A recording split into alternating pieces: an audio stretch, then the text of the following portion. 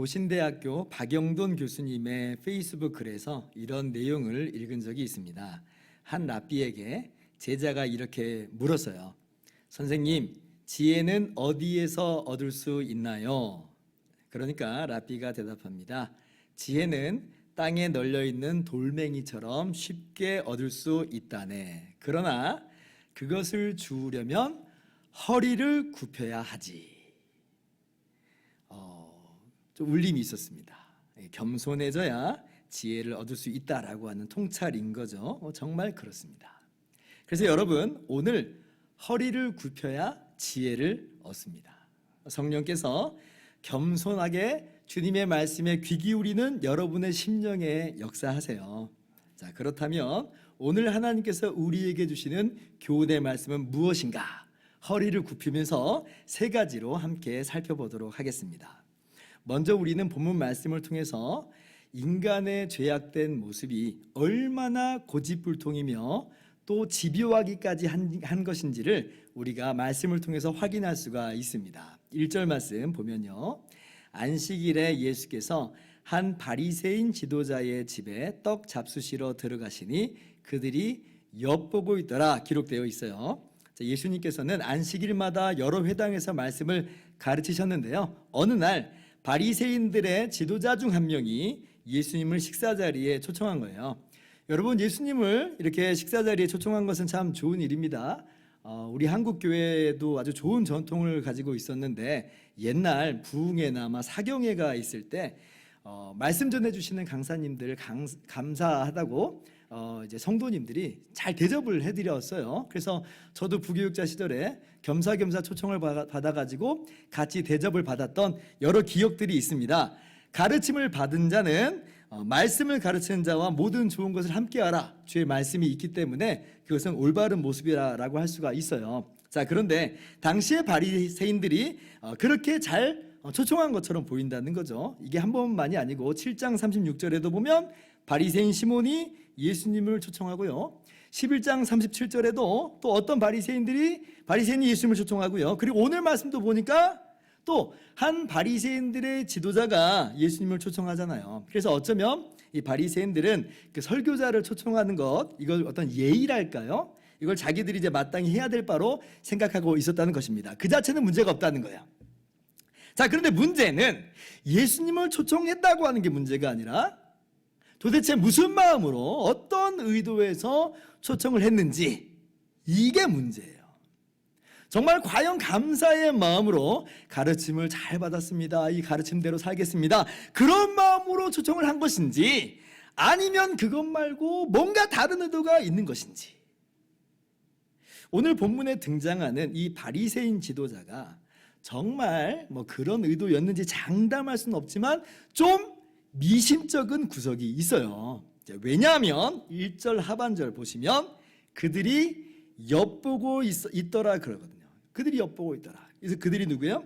바리새인들이에요. 바리새인들. 자, 그러면 지금 이 그들에는 이 바리새인 지도자가 들어가 있을까요? 안 들어가 있을까요? 잘 모르는 일이지만 아무튼 그들이 지금 뭐하고 있냐면 엿보고 있더라. 분명 밥을 같이 먹고 있긴 한데 밥 먹는 게 목적이 아니라는 거죠. 지금 바리새인들은 딴 생각을 하고 있더라는 거예요. 뭔가 이 대화 속에서 트집 잡을 만한 것이 나오지 않을까. 그래서 예수님을 고소할 빌미를 거기서 찾고 있는 그러한 모습을 오늘 말씀 속에서 발견하고 있어요. 그러니까 이 바리새인들의 모습은 결코 올바른 모습은 아니죠. 그래서 이 식사 자리가요, 결코 우호적인 자리만은 아닌 거예요. 이런 배경으로 우리가 이해해서 보면 오늘 본문에서 예수님이 사람들에게 다소 꾸짖듯이 말씀하시는 것을 우리가 충분히 납득할 수가 있게 되는 것입니다. 자, 그리고 뿐만 아니라 지금 예수님 바로 앞에 누가 있냐면 수종병 든 사람이 있습니다. 자, 지금 말씀 듣는 시간 아니라고 그랬어요. 밥 먹는 시간이에요. 여기에는 식사 자리를 주관하는 사람이 있고 초대받은 사람이 있는 거예요. 그리고 사람들은 나름대로 눈치 보면서 혹은 주인이 정해주는 대로 자리를 지금 어디에 앉을까 이러고 있는 형편입니다. 자, 그렇다면 이 수종병 든 사람은 어떻게 해서 온 것일까요? 물론 그냥 올 수 있어요. 자, 그런데 이 수종병 든 사람이 누구 앞에 있냐면 메인 게스트인 예수님 바로 앞에 있다는 거예요. 예수님 바로 앞에 있다는 게 이게 무슨 의미겠어요? 저 멀리 있는 것도 아니고 저 뒤에 있는 것도 아니에요. 바로 그 앞에 있어요. 이 말은 이수종병 든 사람이 좀 지위가 있는 사람이든지 그래서 이 사람도 초대받아가지고 근데 이제 예수님 앞에 앉고 싶어서 앉은 것인지, 아니면 바리새인들이 일부러 예수님 잘 보이도록 바로 예수님 앞에 둔 사람인지, 이 둘 중에 하나겠죠. 왜 바리새인들이 예수님 앞에 두겠어요? 안식일이에요. 지금 안식일에 병 고쳐주나 안 고쳐주나 또 그걸 관찰하겠다는 거예요. 이 수종병 든 사람이 지금 자신의 어떤 의도라기보다는 다른 사람에 의해서 지금 이 자리에 좀 앉아 있는 것처럼 보이는 이유는 4절 한번 보세요.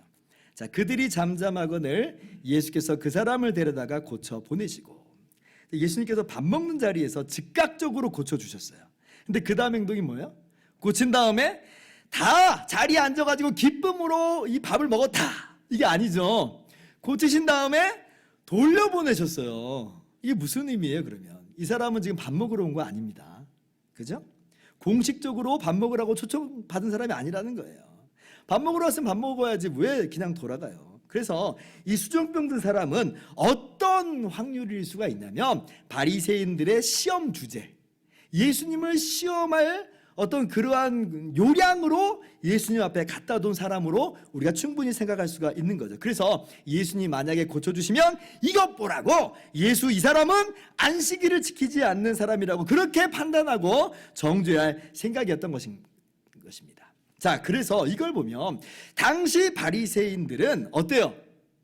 처음부터 지금까지 전혀 변하지 않는 고집불통의 죄인들임을 우리가 알 수가 있어요. 예수님께서 안식일에 병자를 고쳐주시면서 안식일의 참된 의미를 밝혀주신 것은 이번이 처음이 아닙니다. 벌써 여러 번이에요. 누가복음 6장을 보면 예수님께서 안식일의 회당에서 오른손 마른 사람을 고쳐주십니다. 그러면서 말씀하시죠. 6장 9절, 안식일에 선을 행하는 것과 악을 행하는 것, 생명을 구하는 것과 죽이는 것, 어느 것이 옳으냐? 자, 그래서 이 사람을 고쳐주셨는데, 그래서 사람들이, 바리새인들이 안식일이 이런 뜻이구나, 또 그리고 이 불쌍한 사람을 고쳐주셨구나 하면서 깨닫고 즐거워하고 기뻐하더라. 그게 아니라 오히려 어때요? 안식일에 병자를 고쳤다고 화가 잔뜩 나가지고 이 예수를 어떻게 할까 의논을 해요. 자, 그리고 지난 주 중에 우리가 함께 읽었던 누가복음 13장 말씀을 보면, 여러분 다 큐티하고 계시잖아요. 이 13장 10절 이하를 보면 비슷한 내용이 나와요. 예수님이 안식일의 회당에서 이번에는 18회 동안 앓으면서 꼬부라져서 전혀 펴지 못하는 여인을 고쳐주십니다. 자, 그러면 이렇게 고쳐주시면 사람들이 와, 놀라운 일을 행하셨다고 다 좋아하고 기뻐할 줄 우리가 예상을 하는데 전혀 그렇지 않아요. 오히려 회당장이 일어나가지고 화가 잔뜩 나서, 아니 6일 동안 있는데 그때 치료받지 지금 안식일에 뭐 하는 짓이냐고 사람들을 막 책망하는 그런 장면을 우리가 마주할 수가 있는 거죠. 자, 그래서 예수님께서 뭐라고 하셨어요? 15절에 외식하는 자들아, 너희가 각각 안식일에 자기의 소나 나귀를 외양간에서 풀어내어 이끌고 가서 물을 먹이지 아니하느냐? 16절 같이요. 그러면 18회 동안 사탄에게 매임받은 이 아브라함의 딸을 안식일에 이 매임에서 푸는 것이 합당하지 아니하냐? 어때요? 오늘 본문 말씀하고 굉장히 유사하죠? 오늘은 어떻게 예수님께서 비유하셨어요?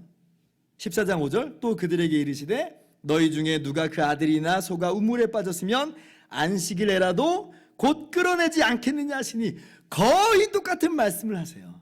그러니까 지금 계속 반복된 주제와 반복된 말씀이 이어지고 있는 거예요. 예수님은 계속해서 반복된 메시지를 가르치고 계신데, 근데 어때요? 바리새인들은 여전히 자기 고집에 사로잡혀서 예수님의 말씀을 완고하게 거절하고, 오히려 예수님이 안식일에 병 고치느냐 안 고치느냐 그거 엿보고나 있는 그러한 모습이 오늘 본문의 내용인 거예요. 얼마나 고집불통이에요. 우리의 모습도 한번 돌아보아야 할 것입니다. 물론 우리가 이 바리새인들처럼 예수님을 반대한다든지 뭐 예수님을 고소하려고 혈안이 되어 있다든지 그런 것은 전혀 아니죠. 그러나 예수님께서 같은 메시지로 계속 우리의 마음 문을 두들기고 있는데, 그런데 우리가 예수님의 그 음성을 외면하고 계속 우리의 귀를 막아버리고 있다면 이게 이 바리새인들의 모습과 무슨 다를 바가 있겠어요? 오늘 행여나 우리의 모습 속에서 이 바리새인들의 모습이 있지는 않는가? 이 완고함이 우리 가운데 있지는 않는가? 우리가 돌아보아야 할 것이며, 그렇게 회개하고 우리 마음의 딱딱한 마음을 깨뜨리고 부수는 그런 은혜가 있기를 주님의 이름으로 축원합니다. 둘째로 오늘 본문에서 그러한 완악함과 이런 고집불통의 죄악된 이면에 교만이라고 하는 치명적 영적인 죄가 자리 잡고 있음을 우리는 또 깨달아야 할 것입니다. 7절 보면요, 청함을 받은 사람들이 높은 자리 택함을 보시고 그들에게 비유로 말씀하여 이르시되. 자, 배경은요, 계속해서 지금 초청받은 식사 자리예요. 24절까지 세 가지의 대화가 계속 오갑니다. 계속 한 자리에서 일어난 일들이고 한 자리에서 말씀하시는 내용이에요. 그래서 어떤 분은 이제 이거를 예수님이 그냥 각각 다른 주제, 각각 다른 내용을 가르치신 것이다, 이렇게 말씀하시는 분들도 있습니다. 자, 그런데 저는요, 이 내용들이 다 연결된 내용이고 일관성을 가지고 있다라고 봐요. 즉, 지금 7절부터 11절까지 혼인잔치의 비유를 예수님께서 말씀하시는데, 이게 지금 동떨어진 똑떨어진 하나의 주제가 아니라, 그래서 단순히 사회생활할 때 우리가 어떻게 처신해야 되는지 알려주는 처세술을 말씀하시는 것이 아니라, 이게 뭐냐? 지금 앞의 내용하고 연결된 이야기라는 거예요. 그리고 뒤의 내용하고도 다 연결되어서 하나님의 나라, 하나님의 잔치에 대한 내용을 주님께서 우리에게 교훈하시고 계신다, 이것이 저의 해석이에요. 그 근거가 뭐냐면 15절 보세요. 함께 먹는 사람 중에 하나가 이 말씀을 듣고 이르되 무릇 하나님의 나라에서 떡을 먹는 자는 복되도다 하니. 지금 예수님의 말씀을 찬찬히 듣고 있던 어떤 한 사람이 그 예수님이 말씀하시는 이 내용을 들어보니까, 예수님이 말씀하신 혼인잔치의 내용을 들어보니까 이거는 지금 하나님의 나라 잔치 이야기다라고 알아들었다는 거예요. 자, 그리고 이 사람이 잘못 알아들은 게 아님을 알 수가 있는 게 예수님이 16절 이하에 바로 이어서 뭐라고 대답하시냐면 또 하나의 잔치 비유로 대답을 하세요. 이게 뭐예요? 이 사람이 잘 알아들었다는 거예요. 그게 맞다는 거예요. 지금 동떨어진 주제별로 그렇게 무관하게 예수님 말씀하신 것이 아니라 지금 하나의 내용을 예수님께서 말씀하고 계신다는 거예요. 이게 저만의 해석이 아니고 저희 학교 그 김성수 교수님도 저하고 똑같은 이해를 갖고 계세요. 그분의 책에 이렇게 써 있습니다. 예수님께서는 서로 높아지려는 바리새인들의 교만에서 그 뿌리에 있는 더 근본적인 교만, 즉 자기를 의롭다고 생각하고 다른 사람을 멸시하는 바리새인 특유의 영적 교만을 발견하셨습니다. 단순히 일상생활에서 있는 처세술을 말씀하시는 게 아니라 하나님 앞에서의 영적 교만의 문제를 지금 보시고 그것으로 인하여서 혼인잔치의 비유를 베풀어서 말씀하신 것이다 라고 하는 것이죠. 그렇습니다, 여러분. 지금 예수님께서는요, 단순히 인간 사회 속에서의 어떤 처세술을 말씀하고 계시는 게 아니에요. 낮은 대로 가라, 그러면 높아지리라. 이게 지혜야. 이게 사람 사는 데 있어서 이게 정말 아주 중요한 핵심적인 지혜야. 이거 지금 가르친 게 아니라는 거예요. 좀 더 근본적으로 하나님 앞에서 우리가 어떻게 서야 되는가, 이걸 지금 말씀하고 계신다는 거죠. 물론 본문의 주님의 교훈을 우리 인간 관계 속에서, 인간 사회 속에서 모토로 삼는 것도 아주 좋아요. 아주 좋아요. 저도 사실은 그것을 모토로 살아가고 있는 사람 중에 하나예요. 청함을 받을 때 높은 자리에 앉지 말아라. 청함을 받을 때 차라리 가서 끝자리에 앉아라. 야, 이거 얼마나 참 도전이 되는 말씀이에요. 우리가 그렇게 하기 쉽지 않거든요. 그러니까 저도 이것을 제 삶 속에서 녹여내려고 애를 써요. 제가 이 말씀을 볼 때면 생각나는 사건이 하나 있습니다. 제가 아주 예전에 이제 부교육자 사역을 했을 때인데 제가 17년간을 부교육자 생활을 했거든요. 근데 이제 14년째 되던 해예요. 근데 이제 그 14년간을 제가 어떤 사역을 주로 했냐면 항상 유초등부, 중고등부 사역, 교육부서 사역을 해왔어요. 그 교회에서도 3년간을 교육부서 사역을 했습니다. 제법 규모가 큰 교회예요. 근데 이제 마침 그 다음 해에 교구 사역, 그러니까 어른 사역을 하는 그러한 이제 기회가 나게 됐어요. 제가 지금 어른 사역하고 뭐 주일학교 사역하고 경중을 나누자라고 하는 얘기 절대 아니에요. 근데 이제 14년간 주일학교 사역만 했으니까 이제 한 번은 어른 사역을 한번 해야 되지 않겠나라고 하는 생각을 좀 제가 가졌다고 하는 거죠. 그런데 이제 제가 한번 주변을 살펴보니까 그 부서 사역자 중에서 제가 제일 오래됐어요. 그러면 큰 문제가 없고 결격 사유가 없으면 어떻겠어요? 그 담임 목사님이 저보고 이거 한번 맡아서 해주십시오 이렇게 말할 법 하단 말이에요. 대신 기대했습니다. 그런데 그 담임 목사님이 저하고 또 다른 목사님이 함께 있는 자리에서 내년에 누가 교구 사역하고 싶어요? 그러시는 거예요. 근데 그 다른 목사님도 정말 교구 사역을 하고 싶어 했어요. 같은 마음이었던 거죠. 이분도 교구 사역 한번 해봐야 되지 않겠나 이런 생각을 하고 있었던 차예요. 그래서 이분이 어필을 해요. 제가 하고 싶습니다. 어필을 했어요. 근데 이제 제가 선임이니까 아무래도 저에게 우선권이 있었던 것처럼 보입니다. 그래서 저에게 한 번 더 물어보셨어요. 목사님 어떻게 생각하냐고. 근데 그때 제 입에서 튀어나온 말이 저는 괜찮습니다. 이 목사님이 하셔도 좋겠습니다. 그렇게 말해버렸어요. 이야, 무릇 자기를 낮추는 자는 높아지리라.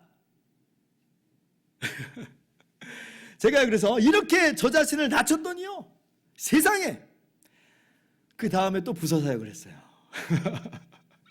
또 마치 개밥의 도토리 마냥 또 부서 사역을 하는. 그래서 제가 하나님께 좀 따졌죠. 하나님 이거 뭐예요? 자기를 낮추는 자 높여주신다며요. 근데 왜 이렇게 하시는 거예요? 제가 그래서요 그 1년간을 얼마나 끙끙대면서 누구에게 말도 제대로 못하고 얼마나 속상했는지 몰라요. 그래서 제가 승진해서 떨어지거나 뭐 경쟁에서 좀 뒤쳐져가지고 어떤 그 보직에서 좀 밀리거나 이런 분들 많잖아요. 제가 그런 분들 심정을 너무 잘 알아요. 왜냐하면 저도 경험을 했으니까.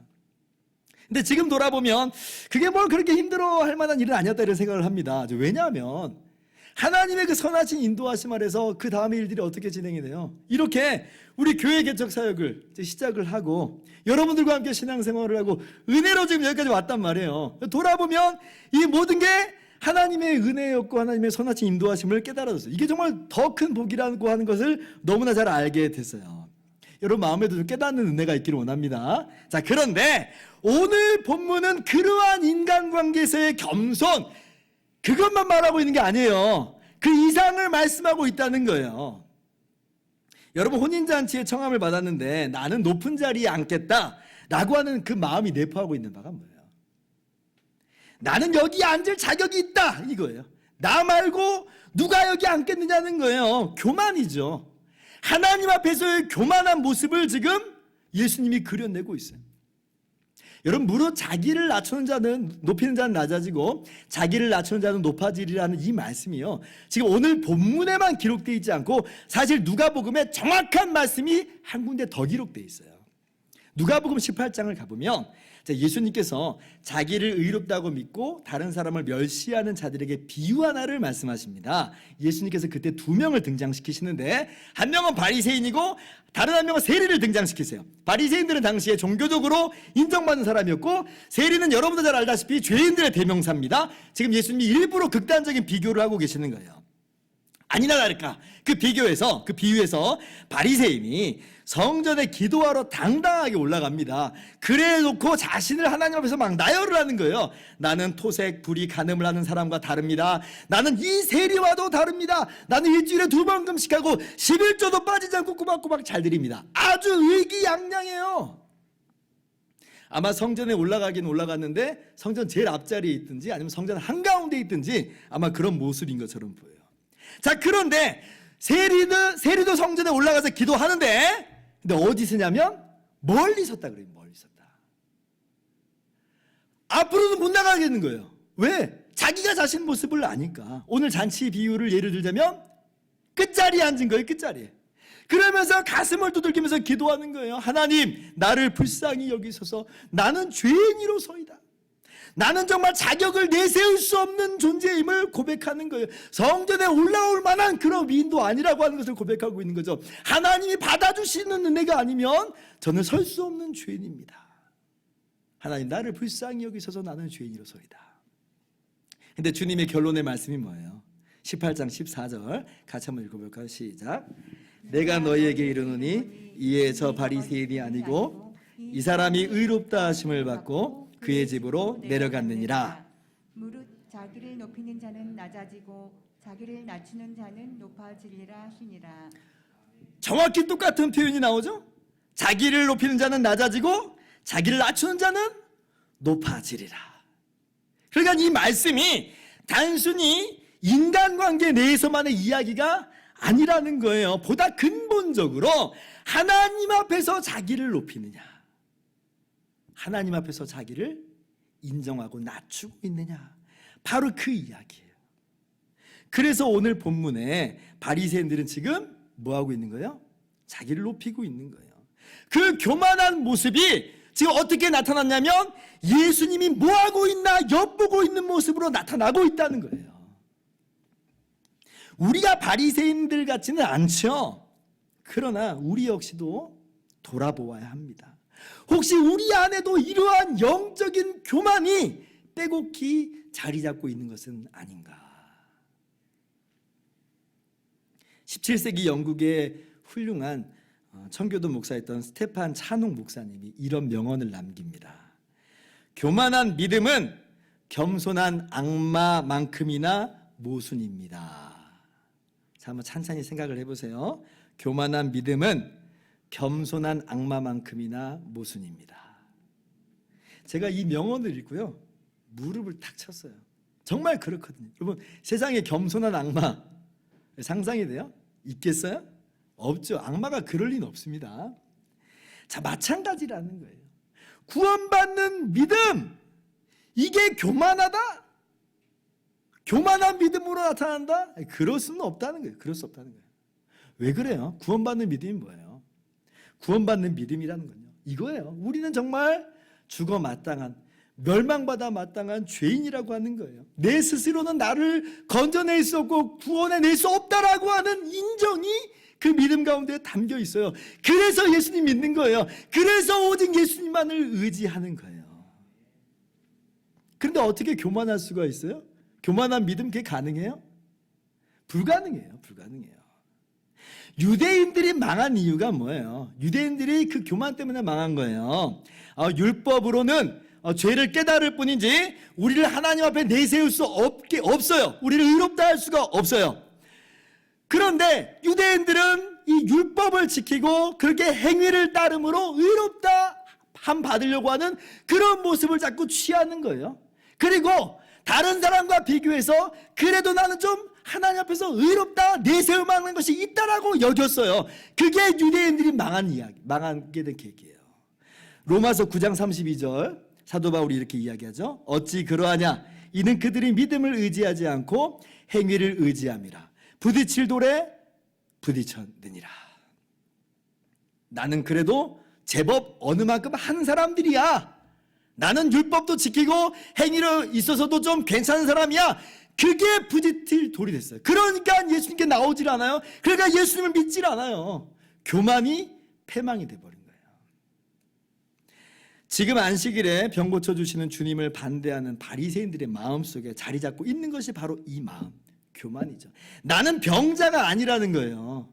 만약 똑같은 처지였다고 생각했다면 예수님이 지금 병을 고쳐주신 것으로 그 진정한 죄사함의 안식을 선포하시는 것에 얼마나 기뻐했겠어요. 정말 즐거워했을 거예요. 그런데 자기들은 아니라고 하는 거죠. 이미 자신들은 하나님 앞에 설 자격이 있는 사람들이고 나는 저 사람들하고는 좀 달라 라고 하는 교만, 이게 이제 바리새인들의 모습이다. 여러분, 바리새인들의 이야기만 아니라고 해서요, 행여나 우리가 이러한 교만한 모습 가운데 있다면 교만한 믿음이라고 하는 정말 모순된 모습을 우리도 갖고 있다고 하는 걸 깨달아야 돼요. 소스라치게 놀라야죠.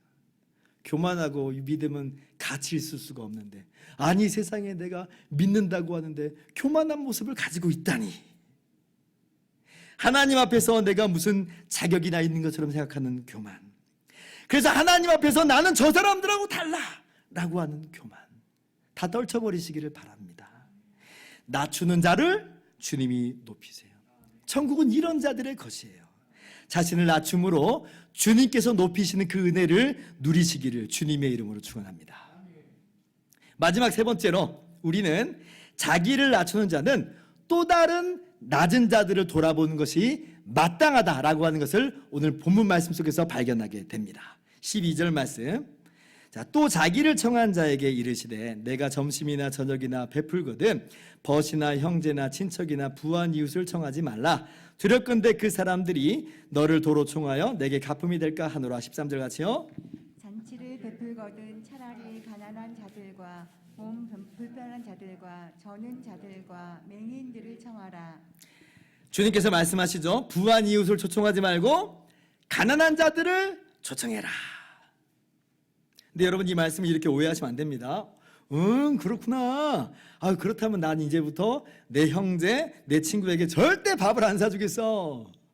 이렇게 오해하시면 안 돼요. 이 표현은 지금 유대인들의 문학적 기교라고 하는 걸 염두에 둬야 돼요. 몇 주 전에 제가 설교에서 말씀드렸듯이 귀신들이 너희에게 항복하는 것으로 기뻐하지 말고 너희 이름이 하늘에 기록된 것으로 기뻐하라. 주님께서 말씀하셨잖아요. 자, 그러면 귀신을 쫓아내는 것, 귀신이 쫓겨나간 것으로 기뻐하면 안 된다는 거예요? 그럼 그거 죄 짓는다는 거예요? 그거 아니라고 하는 거예요. 뒷부분을 강조하시는 거예요. 뒷부분을. 귀신 쫓아내는 거 기쁘냐? 그런데 하늘에 너희 이름이 기록된 게 훨씬 기쁘다. 그걸 더 기뻐해라. 초점이 뒤에 있는 거예요. 앞부분을 하지 말라는 거 아닙니다. 자, 마찬가지예요. 우리가 친구에게 밥 사주는 것, 우리가 형제에게 밥 사주는 것, 좋아요. 또 그래서 그 형제가, 그 친구가 나에게 또 나도 그러면 한번 밥 사줄게, 이런 거 좋아요. 그렇게 우리가 주거니 받거니 하면서 우리의 교제가 풍성해집니다. 근데 뭐가 문제냐? 그것만 하면 문제예요. 그것만 하면 문제예요. 그 사람들하고만 짝짝꿍이 돼버리면 그건 아니라고 하는 거예요. 그럼 만약 그렇게 돼버리잖아요. 그럼 그게 어떻게 되냐면 그건 주 안에서, 더 이상 주 안에서의 교제가 아니라 수준별로 파당 짓는 것에 불과해요. 내 수준하고 맞는 사람, 내 경제적 지위, 내 생활 수준, 내 생각하고 걸맞는 사람하고만 지내겠다. 이게 뭐예요? 한 몸 아니라는 거예요. 우리가 그리스도 안에서 한 몸이라고 하는 의식을 저해하는 것이고, 심지어 하나라고 하는 것을 깨뜨리는 모습으로 작동하기까지 하는 거죠. 따라서 친구에게 밥 사주는 거 좋습니다. 밥 사주세요. 그러나 밥을 한번 사줬으면 갚을 것이 없는 가난한 지체에게, 불쌍한 형제에게 밥을 2번 사주는 의식적인 노력이 필요합니다. 그렇게 하면서 내 형제와 친구에게 밥을 사줘야지. 그렇게 하지도 않으면서 나랑 친한 사람하고만 밥 사주면 그건 아니라는 거예요. 여러분, 그러면 우리가 가난한 사람, 불쌍한 사람, 연약한 지체에게 밥 사줄 수 있는 우리의 힘과 원동력이 어디서 나와요? 어디서 나와요? 하나님이 나같이 낮은 자를 높여주셨다. 여기서 나오는 거예요. 하나님이 나같이 자격 없는 자를 높여주셨다. 근데 내가 저 사람에게 무슨 자격을 따져 묻겠다는 것인가? 그래서 우리는 자격 따져 묻지 않아요. 대가도 바라지 않습니다. 하나님께 우리가 거저받은 대로 주는 거예요. 그리고 하나님이 아시니 하나님께서 책임져 주시죠. 그러므로 우리가 힘써서 다른 낮은 자들을 섬기며 대접하는 모습으로 나아가야 될 것이에요. 며칠 전에 참 감동적인 그런 일을 제가 겪었습니다. 예전 교회에서 알고 지냈던 한 집사님이 전화를 저한테 하신 거예요. 왜 전화를 하셨냐면 우리 같은 노회 목사님의 사모님 소식을 어떻게 알게 됐는데 지금 그 사모님이 어떻게 지내시냐는 거예요. 이 목사님이 개척교회 목사님인데 그 사모님이요, 유방암 걸리셔서 수술 한번 하시고, 그리고 나중에 또 검사를 하던 중에 담낭암이 또 새롭게 발견이 돼가지고요, 담낭암 또 치료를 받는 그 가운데 있어요. 안타깝잖아요, 사실은. 그래서 이 집사님이 돕고 싶은 마음이 들었어요. 모르는 분이에요. 근데 저는 그 목사님을 알죠. 저는 양쪽을 다 알고 있는 거예요. 그러니까 이 집사님이 돕고 싶은데 저보고 친하니까 후원금을 좀 드릴 테니 익명으로 전달해 달라는 거예요. 제 속으로 생각했죠. 얼마를 도와주실까? 요즘 코로나 때문에 우리 다들 힘들잖아요. 이 집사님도 좀 힘든 걸 제가 알아요. 그래서 얼마를 보내주실까? 보내오셨는데 세상에 제 생각보다 훨씬 더 많아요. 그다음 어마어마하게 많은 금액은 아닌데 결코 적은 금액이 아닌 거예요. 제가 깜짝 놀랐어요. 아니 지금 한 푼이라도 모아야 되겠다고 아둥바둥거릴 수 있는 그런 시대인데 전혀 알지 못하는, 잘 알지 못하는 개척교회 목사님 사모님을 위해서 그렇게 하나님의 나라를 위해서 이렇게 큰 금액을 선뜻 내놓다니, 아무 대가도 바라지 않고 심지어 서로 알지도 못하는 사이인데도 불구하고 제가 마음에 큰 감동을 받았어요. 그리고 사실 그 집사님이 우리 교회 개척할 때도 이모로저모로 많이 도움을 주신 분입니다. 제가 기도가 저절로 나오더라고요. 주님 갚아주신다고 했으니 진짜 갚아주셔야 됩니다. 돌려받는 거 예상하고 드린 거 아니니까 주님 책임져 주세요. 주님 책임져 주세요. 그 사업, 그 하시는 일 돌봐주세요. 저는 믿습니다. 오늘 주님께서 분명히 이렇게 약속하셨거든요. 14절, 그리하면 그들이 갚을 것이 없으므로 내게 복이 되리니 이는 의인들의 부활 시에 내가 갚음을 받겠음이라 하시더라. 주님께서 갚아주실 줄을 믿어요. 여러분, 저도 이렇게 감동을 받았는데 하나님이 얼마나 기뻐하실까 이렇게 생각을 해봤어요. 하나님 기뻐하세요. 그래서 우리가 당장 어마어마하게 구제하고 선행을 베풀자 꼭 그렇게 말씀드리는 건 아닙니다. 다만 연약한 지체들에게 그저 밥 한 끼, 따뜻한 말 한마디, 그것부터 우리가 실천해 나가자는 거예요. 톨스토이가 어느 날 길을 걷다가 남루한 차림으로 구걸하는 거지를 만났습니다. 근데 이제 주머니를 다 뒤져봤는데 그날따라 한 푼도 없는 거예요.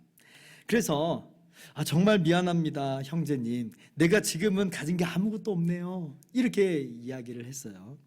그랬더니 그 거지가 더욱 허리를 구부리면서 이렇게 말했다고 합니다. 아닙니다, 선생님. 선생님이 누구신지는 모르지만 선생님은 내가 구한 것 이상을 이미 주셨습니다. 그러니까 톨스토이가 깜짝 놀라면서 되물어요. 아니 내가 뭘 줬다고 그러십니까? 저를 형제라고 불렀잖아요. 이것이면 충분합니다. 그럼 바로 그거예요. 거지의 마음을 정말 따뜻하게 하는 것은 단돈 몇 푼이 아니라 마음을 함께 나누는 것이 더 중요하다는 거예요. 우리가 사실 밥 한 끼를 같이 대접하는 것에는 뭐가 담겨 있는 거냐면 나는 당신과 같습니다. 당신과 나는 형제입니다 하는 게 담겨 있는 거예요. 그래서 밥을 같이 먹는 거죠. 그래서 사실 톨스토이가 더 충격을 받아요. 자신도 예상 못했던 반응이라는 거죠. 그래서 이때 깨달음을 얻어서 한평생 경건한 삶에 힘쓰고 연약한 사람들, 억압받는 사람들을 위해서 살기로 결심하는 계기가 되었습니다. 여러분, 이렇게 우리가 살아갈 수 있기를 바랍니다. 주님이 낮은 나를 높여주셨으니, 거저 높여주셨으니 우리도 다른 낮은 자들을 돌보며 섬기며 하나 되며 나가겠습니다. 이러한 은혜가 우리 예수은혜교회 모든 성도님 가운데 있기를 주님의 이름으로 축원합니다. 이제 말씀을 정리하면서 마치도록 하겠습니다. 먼저는 우리 안에 들어차 있는 고집불통의 죄악된 모습을 점검하자 그랬어요. 오늘 하나님 말씀을 듣고도 그냥 흘려보낸다면 그게 뭐예요? 고집불통의 주인된 모습이에요. 아무리 설교를 많이 듣는다고 해도 그것을 우리 마음 가운데 도통 새겨놓지 않는다면 그것이 무슨 의미가 있을까요? 나에게 주시는 말씀으로 알아. 구체적으로 적용해 나갈 수 있기를 바랍니다. 그리고 무엇보다도 그 치명적인 죄악, 우리 안에 있는 교만을 떨쳐버립시다. 날마다 떨칩시다. 자기를 낮추는 자는 높아지리라. 세리의 기도와도 같이 하나님, 나를 불쌍히 여기소서. 나는 죄인입니다. 항상 하나님 앞에서 겸손한 모습으로 우리 자신의 모습을 인정하면서 고백하면서 나아가고, 그래서 사람들 앞에서도 겸손한 모습으로 행할 수 있기를 바랍니다. 그리고 마지막으로 거저 높임을 받았으니 다른 낮은 자들을 돌아보는 거예요. 아무 대가 바라지 않고 밥 한 끼 사주고 따뜻한 말 한마디 건네면서 나도 사실 당신과 똑같은 사람입니다.